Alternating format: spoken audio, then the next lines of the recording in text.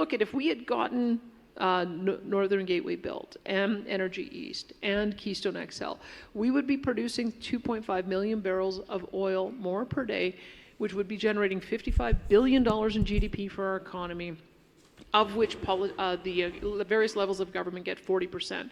You can fill your NATO commitment with that money. You can make sure that you've got schools and hospitals and roads for that money. And if you don't have a new source of revenue, you just can't keep on borrowing forever, as we're seeing. Happy New Year's, guys. Happy New Year's. Today is January 1st, 2026. My name is Miloš Krajčnik. This is Canuck News.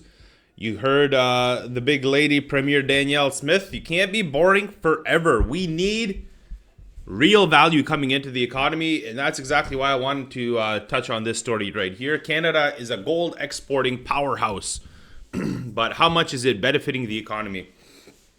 So the reason why I wanted to touch on this is because gold is an interesting commodity to have, right? Canada obviously is one of the largest, has one of the largest gold reserves in the world, but we have no actual central bank gold reserves, right? So we have the gold in raw form, but we don't actually hold it to stabilize our economy.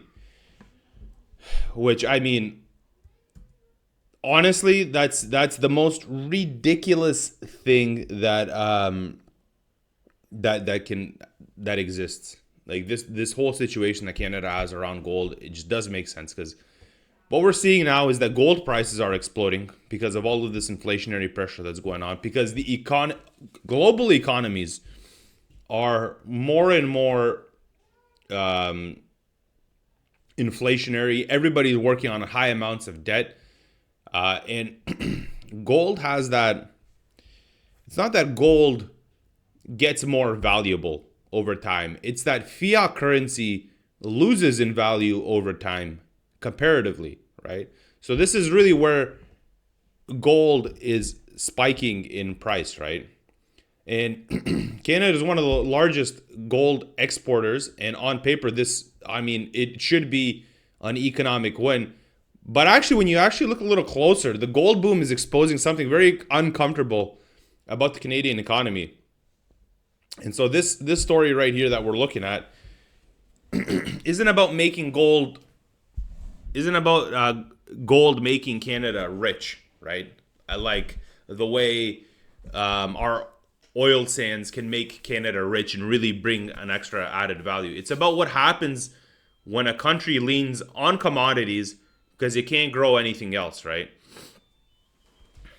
That's the way I see it. But every major economy, every major player has tons of gold reserves. And I just want to say that China has been one of the largest acquirers of vast amounts of gold over the last 20 years.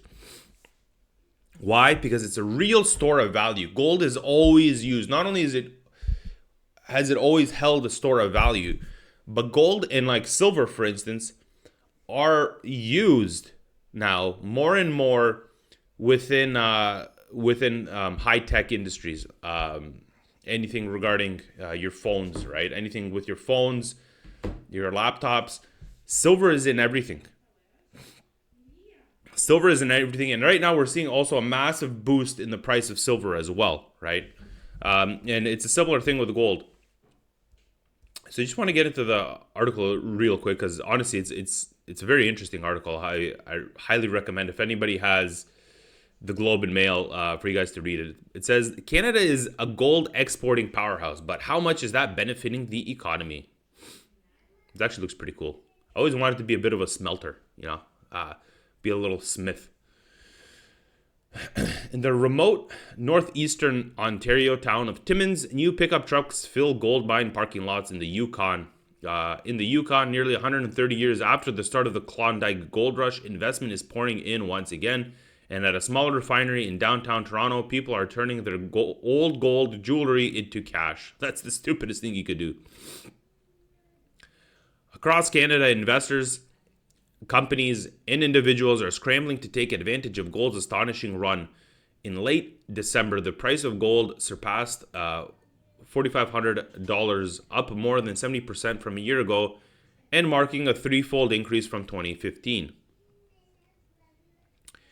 In the process, gold is leaving its mark on Canada's economy, pumping up exports and boosting Canadian stock market returns. Yet measuring gold's impact on the Canadian economy isn't cut and dry, say economists. And while the metal's eye-popping price again is boosting local communities around mines and filling government coffers, it has yet to translate into a broader economic boom for the country. Pardon me.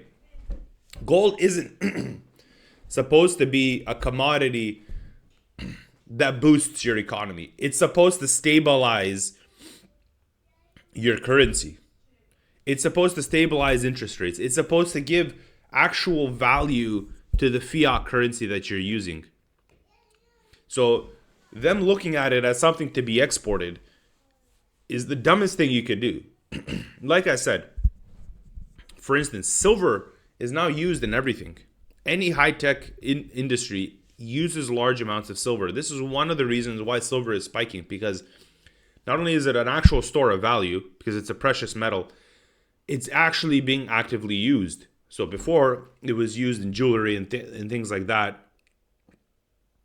right?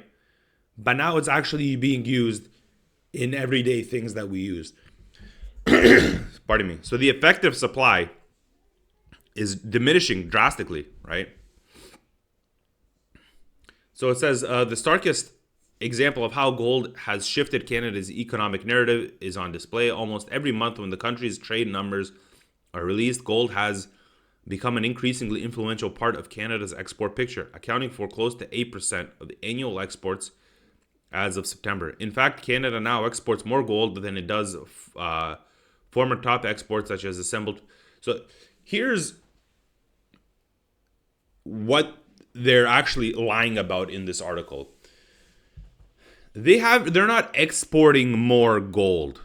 Gold is just more valuable, so they're making more money off of the export, right? This is what's actually happening. If you can see, so this line here is precious metals, right? And this is a value chart.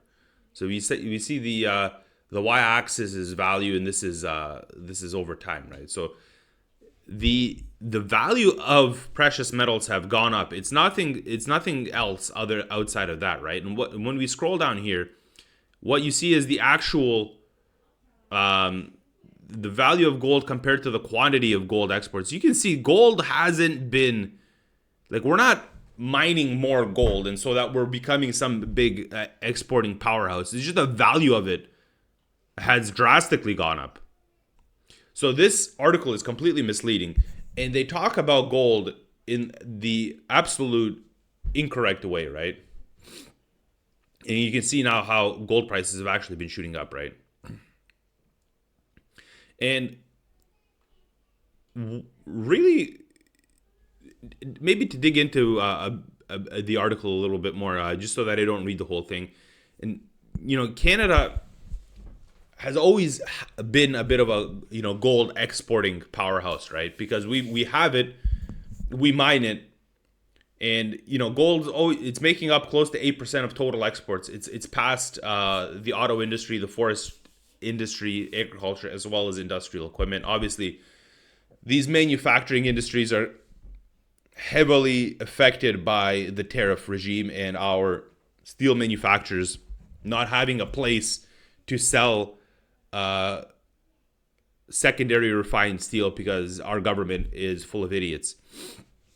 But the surge of gold specifically is driven almost entirely by price, right? This isn't productivity. Canada's not being more productive. We've basically gotten lucky that gold is more expensive, or that the Canadian dollar is worthless, right? And what's happening is gold exports have helped really Canada diversify away from the U.S. on paper, but the economic spillover is very limited. So mining adds less than 0.3% to GDP and remains capital intensive rather than broadly job creating. So we haven't employed more people in mining. It's the same amount of people, they're just making more money. And so while we're looking, to improve our economy, as the liberals are saying. They're trying to do all of these major infrastructure projects, on paper at least. But as our buddy boy BlackRock Mark Carney already stated, the memorandum of understanding that everybody's been hyping doesn't actually tie Ottawa down to breaking ground on the actual project, right? So it's all hogwash, guys. And so right now, gold, it looks like diversification, but it's actually a warning sign, because Canada's leaning harder on raw materials because we're struggling to build and scale and quite literally retain any advanced industries in the country. Everything is going south. Everything. What we're seeing, this isn't industrial strength. Look at this. This is not industrial strength. And you're going to leave this here. This is not industrial strength, guys. It's commodity dependence dressed up as success. They're painting it as success because the liberals need wins against the conservatives. And a high gold price does not fix weak productivity or the capital flight or the brain drain. It's regulatory paralysis. And right now, the fact that gold is now outranking autos, car manufacturing, and manufacturing exports in general should really alarm policymakers. Those sectors they create actual value chains in the economy. Not only with actual manual labor, but engineers. You have robotics in there. The value chain is massive. It really casts a wide net. We're completely ignoring it because gold is more expensive, or the Canadian dollar is worthless, right? And so Canada is exporting wealth out of the ground while importing finished goods back at higher value. This isn't what advanced economies really do. And just to really reiterate the importance of gold here, right? Canada, as a store of value, gold holds purchasing power when currencies are being debased through deficits, money printing, or inflation, something that we've been seeing widespread, not only in the US, but also in the Canadian economy, basically all across the West, right? We've been seeing all of these deficits, all of this money printing, and all this inflation. That's basically the only way we've been functioning is in this capacity, right? It's also a hedge against inflation, because when real interest rates are low or negative, gold tends to rise because holding cash guarantees loss. Because inflation, even that 2% inflation, over time completely devalues your currency. If you have 2% inflation over a 15-year span every year, the value of the Canadian dollar in 1990 is not the same as the value of the Canadian dollar in 2000 or 2005, right? It's not. It's become over time systematically more worthless. And this is before, let's say, the financial crisis and life was good. The value has gotten, the value of the Canadian dollar has systematically worsened over that time frame. And it's because of inflation. Gold stops that. It just simply does. And so when investors move into gold, when they distrust fiat currencies, especially during debt crises, like something that we're going through, or geopolitical shocks, it's financial insurance, right? This is why central banks hold it. What's amazing is that Canada sold all of its gold reserves, and it's one of the largest gold producers in the world. So what are we supposed to do? What is Canada supposed to do to help support the Canadian dollar when we have bulging debt? We have our economy is completely based on trade with the U.S. Mind you, the U.S. has tons of gold. They have tons of officially stated gold. But what's even more interesting is Canada's already pushing for a digital currency. They've been in talks with with digital IDs and all of that with the EU. And we are going to be moving into this blockchain financial system, sure. All the experts, even from the Bank of International Settlements, I saw Larry Fink talk about it. They want to peg the blockchain currencies to natural resources like gold. And so if digital currencies move toward hard asset backing to restore trust after all of these decades of debt expansion, gold is obviously your credible anchor. And countries with gold can credibly back a digital currency without relying on other nations' balance sheets to support it. What's Canada going to do? We have no gold. We have no gold in our reserves. How are we supposed to support our economy? In Canada, without gold, is going to be forced to back any digital currency with foreign sovereign bonds. This is probably going to be U.S. treasuries and promises of future taxation, because that's all Canada's good at. We're just good at taxing ourselves, blaming the U.S. for all of our mishaps, and then taxing the populace. We want strategic independence. I get backlash in my comments. We want strategic independence from the U.S. dollar. We have none. We have no gold in our bank reserves. Canada's reserves are effectively a derivative of U.S. monetary policy right now. If gold-backed or commodity-linked digital currencies emerge, countries with gold can settle trade outside the dollar system. And just to get back up, into what this really means for Canadians.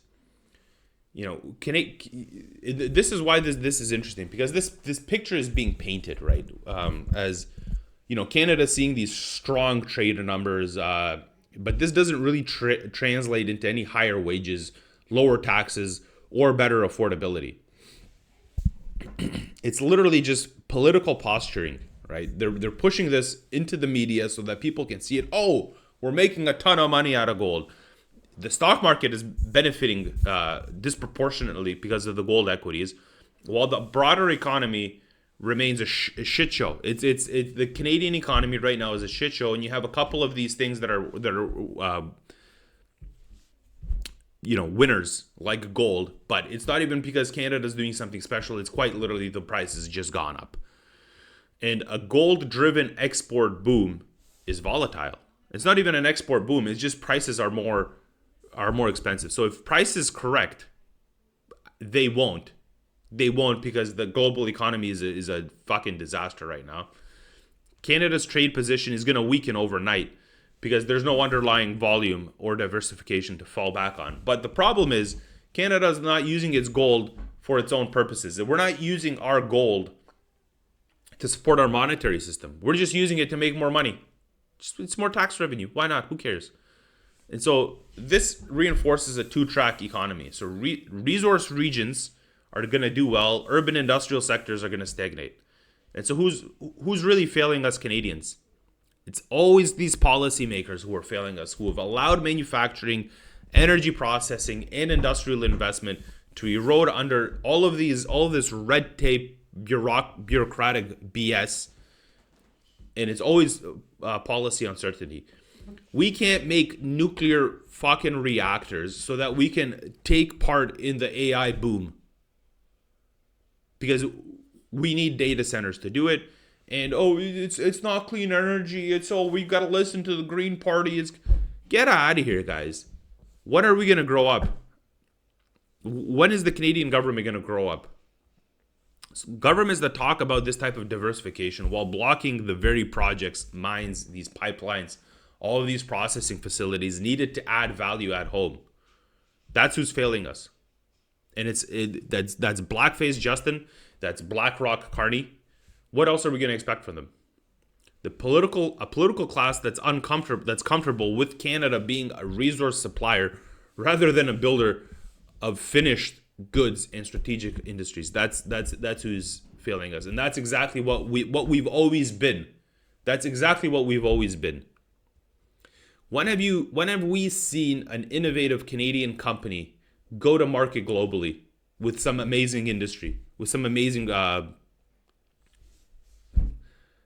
like robot or something along those lines. It doesn't happen. We haven't seen it. It's shocking, honestly. It's actually shocking. And honestly, guys, to wrap it all up, gold is doing exactly what gold always does in uncertain times. What's different is that Canada is leaning on it because too much of the rest of the economy no longer works, right? In a country that relies on digging wealth out of the ground instead of building it, it's not diversifying, it's exposed. Please let me know what you guys think in the comments below. Please like, share, and subscribe. My name is Miloš Krajčnik. Stay informed, stay curious, and God bless Canada. This is Canada. Maple syrup and like Cabernet.